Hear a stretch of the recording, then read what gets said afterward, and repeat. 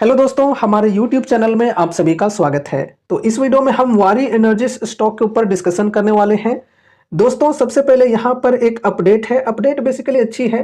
कही जा रही है कि this is to inform you that the company has today initiated commencement of trial production at its state of the art 5.4 gigawatt solar cell manufacturing facility in Chikhli, Gujarat.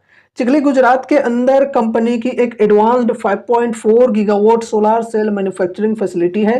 तो इस facility के अंदर company ने ट्रायल प्रोडक्शन जो है ये शुरू कर दी है। खबर देखा जाए तो अच्छी है, लेकिन खबर के अनुसार हमें स्टॉक में अच्छी मूवमेंट्स भी देखने को नहीं मिली है। ठीक है, देखो आज के दिन -2.81% की लॉसेज के साथ क्लोजिंग हुई है। अब देखो यहाँ पर गिरावट क्यों आई है, आई थिंक आप सभी को मालूम होगी। और ऐसा नहीं है कि सिर्फ यहीं पर गिरावट आई है, आज के दिन पूरे बाजार में ही भयंकर सेलिंग थी। लार्ज कैप हो, मिड कैप हो या फिर स्मॉल कैप्स हो, लगभग सभी इंडेक्स के अंदर हमें गिरावटें देखने को मिली हैं काफ़ी ज़्यादा। और स्पेशली अगर हम लार्ज एंड मिड कैप्स के शेयरों की बात करें तो आज ये ज़्यादा पीटे हैं, ठीक है, लार्ज कैप्स की तुलना में। अब देखो दोस्तों, गिरावट क्यों आई बाजार में इतनी ज़्यादा, ये आई थिंक आप सभी को मालूम होगी। हमने कम्युनिटी टैब पे एक पोस्ट के माध्यम से भी ये इन्फॉर्मेशन दिए थे, जहाँ पर हमने मार्केट में गिरावट के पीछे कुछ 6 रीजंस को मेंशन किए थे। अगर आपने उस पोस्ट को नहीं देखा है तो कम्युनिटी टैब पे विजिट करके देख सकते हो। और दोस्तों, साथ ही साथ आप सोशल मीडिया पे भी हमसे कनेक्ट हो सकते हो। वहाँ पर भी रेगुलरली क्विक अपडेट्स जो होते हैं वो शेयर किया जाता है। फेसबुक एंड इंस्टाग्राम दोनों जगह पे हमारी जो अकाउंट है वो बनी हुई है, आप चाहो तो ज्वाइन कर सकते हो, बिल्कुल फ्री है।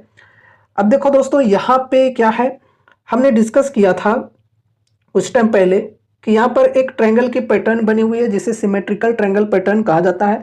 यहाँ पर जो रेजिस्टेंस है ये डाउन साइड में शिफ्ट होते जा रही है और सपोर्ट जो है ये अप साइड में शिफ्ट होते जा रही है। यहाँ पर 50-50 चांसेस दोनों तरफ के बन रहे हैं कि यहाँ पे अगर ब्रेकआउट मिल जाए तो बढ़िया तेजी एक्सपेक्ट कर सकते हैं, ब्रेकडाउन मिल जाए तो बढ़िया गिरावट भी एक्सपेक्ट करके चल सकते हैं। अब देखो दोस्तों, यहाँ पर क्या है कि ब्रेकडाउन वाली स्थिति बन गई है। ये जो ट्रेंड लाइन है आज के दिन इसे ब्रेकडाउन मिला है। यहाँ पर देखो, ब्रेकडाउन मिलने के बाद यहाँ पर तकरीबन 2700 की लो लगी है स्टॉक में, 2695 की लो थी। तो ये जो लेवल है 2700 की एक सपोर्ट की लेवल है। तो यहाँ से कुछ रिकवरी भी हमें देखने को मिली है, कुछ बाइंग इंटरेस्ट भी देखने को मिली है। और देखो यहाँ पर 2741 के प्राइस पर स्टॉक की क्लोजिंग हुई है, ठीक है। ये जो सपोर्ट की लेवल है यहाँ से हल्की फुल्की बाइंग इंटरेस्ट भी हमें देखने को मिली है। अब देखो दोस्तों, अगले दिन अगर ये जो सेलिंग है, ये जो पैनिक माहौल है ये बना रहता है तो फिर यहाँ पर हम इस सपोर्ट को भी टूटते हुए देख सकते हैं, ठीक है। इस प्रकार की गिरावट हम एक्सपेक्ट करके चल सकते हैं। अगर ऐसी चीजें हुई तो फिर नेक्स्ट सपोर्ट होगी 2500 की, ये सपोर्ट को ध्यान में रखकर चलना है। ये सपोर्ट अगर टूटा तो फिर ये मतलब जब लिस्टिंग हुई थी उस वक्त का जो सपोर्ट है ये बनेगा, ठीक है। तो ये लेवल्स को ध्यान में रखकर चलना है। एंड यहाँ पर अगर रिकवरी आई तो पहले यहाँ पर देखो ये सपोर्ट बनी हुई थी इधर, ठीक है। यहाँ पर सपोर्ट लिया, यहाँ पर सपोर्ट लिया, फिर यहाँ पर कुछ दिनों से सपोर्ट लेकर स्टॉक चल रहा था, लेकिन आज सपोर्ट को तोड़कर प्राइस नीचे चला गया और यहाँ पर ये सपोर्ट बन गया 2700 का, ठीक है।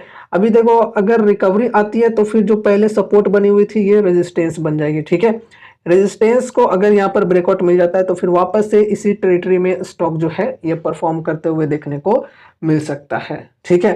तो देखते हैं कैसी चीज़ें होती हैं, रिकवरी आती है या नहीं। बाकी अभी तो कुछ दो बड़े इवेंट्स हैं, Q3 अर्निंग्स एंड बजट।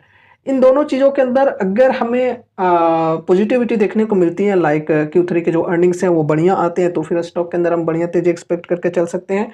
और अगर बजट के अंदर अच्छी सपोर्ट मिलती है रिन्यूएबल सेक्टर के ऊपर गवर्नमेंट की तो फिर यहाँ पर हम बढ़िया तेजी एक्सपेक्ट करके चल सकते हैं, ठीक है।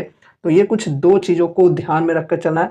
अब देखो यही चीज़ों को लेकर भी बाजार में सेलिंग चल रही है। जिनको लग रहा है कि यार अर्निंग्स जो हैं वो वीक आ सकते हैं वो सेलिंग करके निकल रहे हैं।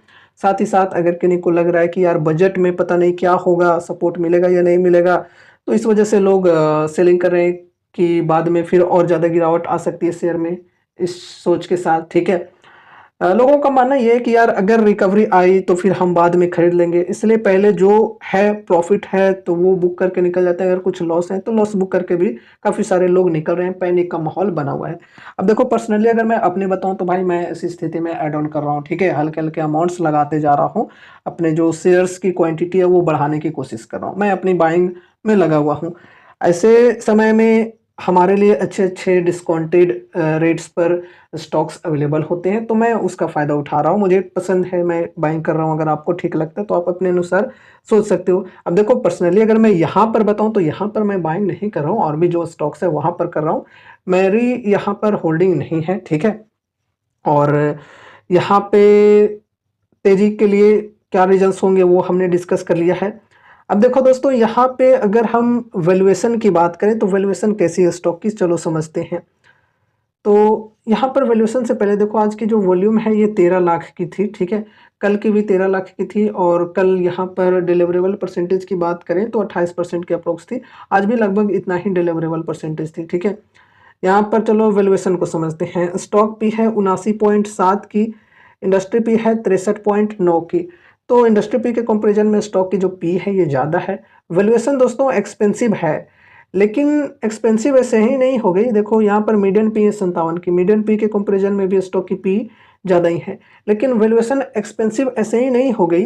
कंपनी ने उस प्रकार से ग्रोथ भी दिखलाए हैं। कंपनी के देखो सेल्स एंड प्रॉफिट्स किस प्रकार से बढ़े हैं पिछले कुछ सालों में, यहाँ पर देख सकते हो मार्च 2021, 22, 23 और 24।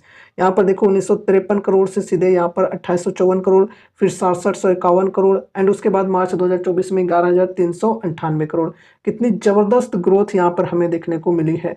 मार्जिन जो देखो यहाँ पर ये भी बढ़ रही है लगातार, 4%, 4%, 12%, 14%।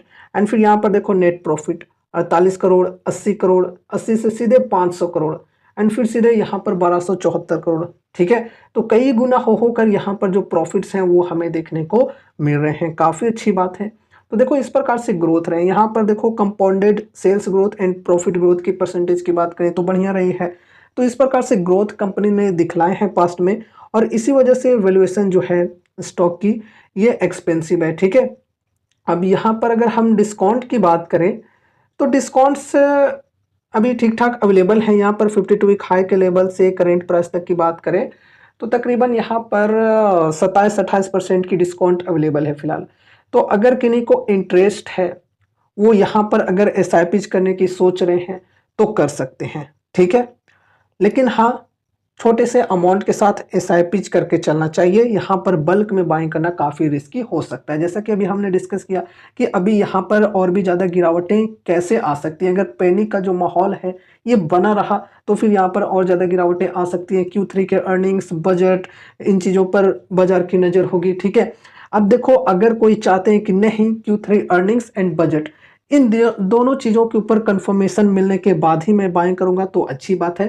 थोड़ा सा आपको वेट करके चलना होगा फिर, ठीक है। Q3 के अर्निंग्स आने दो, बजट की जो अनाउंसमेंट है ये होने दो, एंड उसके बाद ही डिसीजंस लेना, ठीक है।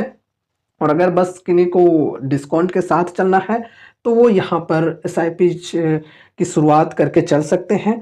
और हाँ एक चीज़ और कि यहाँ पर देखो फर्स्ट एसआईपी कर लिया, फिर गिरावटें कंटिन्यू रही तो नेक्स्ट सपोर्ट पर यहाँ पर सेकंड एसआईपी कर सकते हैं, या फिर परसेंटेज वाइज हर 5 से 10% की डिप पर ऐड ऑन करके चल सकते हैं। लेकिन ऐड ऑन करने के चक्कर में ऐसा ना हो कि अपने पोर्टफोलियो का एक बहुत ही बड़ा वेटेज यहाँ पर दे दिया, तो इस गलती को करने से बचना है, ठीक है। सोच समझकर लिमिटेड वेटेज के साथ ही चलना है। हाई रिस्क की हाई रिवॉर्डिंग टाइप की स्टॉक है, इसलिए ज़रूरत से ज़्यादा अमाउंट्स लगाने से बचना है। और दोस्तों ये कोई कॉल टिप या रिकमेंडेशंस नहीं है, इसलिए इस वीडियो को देखने के बाद अगर आपको कुछ भी इंटरेस्ट लगता है तो फिर आपको अपनी तरफ से भी कुछ स्टडी एंड एनालिसिस करनी है। साथ ही साथ अगर आपके फाइनेंशियल एडवाइजर्स हैं तो उनसे एक बार कंसल्ट जरूर से करना है कोई भी डिसीजंस लेने से पहले। तो ये रही हमारी आज की वीडियो। उम्मीद है कि इस वीडियो के माध्यम से आपको कुछ यूजफुल इन्फॉर्मेशन मिले होंगे। तो वीडियो को लाइक करके चैनल को सब्सक्राइब कर देना, और मिलते हैं अगले नए वीडियोज़ के साथ। तब तक के लिए बाय बाय।